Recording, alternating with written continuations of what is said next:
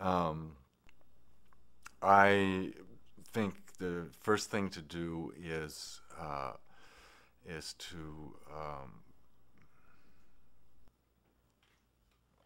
call for a truce in the war on drugs and a prisoner exchange. We don't have anybody to exchange, but the exchange should go on anyway. Release the drug prisoners. A lot of people are doing exceedingly long sentences, 20, 30-year sentences for LSD. That's the crime. That's the crime of this generation, that so many people are behind bars for exploring their own consciousness. It would have been unthinkable to the framers of the Constitution that freedom of speech did not, that exploring one's own consciousness needed specific protection. That would have been unthinkable to them. And here we have these people on the Supreme Court who claim to be, I don't know what, strict interpreters, original, how from original interpretation they get that, well, yeah, that gives the federal government the right to prosecute drugs even if the states say it's okay. I don't know. It shows the farce and the hollowness of their claims of strict interpretation. It's no such thing. It's a strict interpretation only when it suits them. So we need to stop putting people in prison. That's the first thing. And once we stop doing that and let the people out who are already in, maybe we can come up with some kind of gradual, rational way to deal with these things. It's not at all clear whether one should be experienced. We often hear that, you should have experienced people there, but, the kids seem to do pretty well with these things. The experience I'm thinking of was particularly driven by music. It seems to key into music particularly, and music can drive the experience and create a whole lot, but it opened up layers and layers of meaning within the music, and it was like hanging on to each particle of time. The particles of time seemed to separate out. It was like existence is time strobing, and the beats in the music were able to maintain that. God knows what would have happened if the music would have stopped, The radio station we were listening to kept fading out, and the static was overcoming everything, but we, desperately trying to pull it back in a bit. I mean, God knows what would have happened if it would have faded out completely. We would have been floating in some unknown land with no identities and no way to get back to our bodies, and no connection to the world as we knew it or anything else.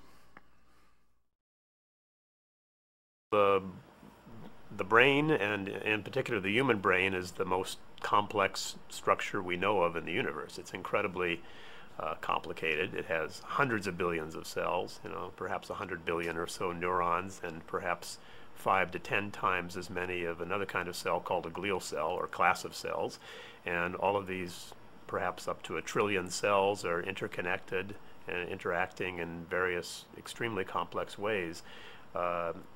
Despite the fact that we have learned a lot about the brain over the last few decades, and you can read sexy articles in Time magazine and elsewhere about how much we know about the brain and see all kinds of pretty pictures about the brain, it really is mostly still a mystery. And the complexity of it really prevents any easy answer to much of what's going on in there at this point. But we do know that one of the things that does happen in the brain is that cells talk to each other in part through chemical signals. Cells release specific chemical substances which have come to be called neurotransmitters, examples of which are well-known molecules like serotonin and dopamine, norepinephrine, acetylcholine, glutamate, and so forth.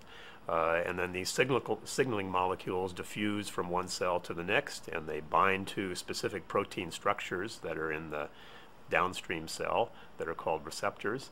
And the neurotransmitter interacts structurally with the receptor, causes the receptor to change in shape in some way, and then that shape change is propagated in the cell through some kind of internal chemistry to do various other kinds of complicated biochemical things inside the cell, or perhaps open channels and cause electrically charged ions to move through and change the electrical potential. So there are a number of different ways that this signaling can have effects on the cells, and this is one of the main ways, if not the main way, that cells communicate with each other in the brain.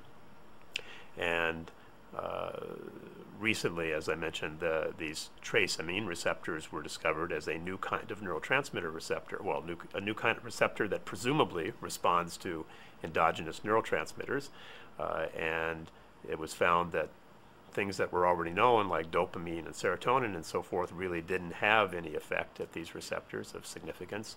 However, other molecules which are known to occur in very small or trace amounts, like DMT, or other amines like octopamine and tyramine and so forth, do have potent activating effects at these receptors. So it provides a means by which another class of molecules that hadn't been appreciated in the past as neurotransmitters now can be elevated to the status of neurotransmitter. The finding that DMT occurs in our brain and in our body and in the brains and bodies of other mammals and presumably other animals, and what is the function of that? And that has long been a mystery, and there have been various interesting hypotheses set forth as to why DMT might be there, what it might be doing, all of which I think are really exciting to address more completely in some way. I guess my own feeling is that it's there as some kind of neurotransmitter, and that has been substantiated more recently with just in the last few years, the discovery of a new class of neurotransmitter receptors that are called trace amine receptors, and they respond to molecules like DMT and other related what are called amines, and give a mechanism by which these molecules, which had been previously thought to be, if they were there in the body at all, just some kind of random metabolite or something like that with no function, now give a possible mechanism by which molecules like DMT might actually modulate neural activity in the brain. So it wouldn't be at all surprising to me if it were further substantiated with more research that DMT has a neurotransmitter function in the brain, and that it is involved in various specific processes of conventional mental function. I think evolutionary biology driven answer to that would be it's a simple molecule, closely related to tryptophan, the essential amino acid for people, and certainly essential for proteins in all living organisms.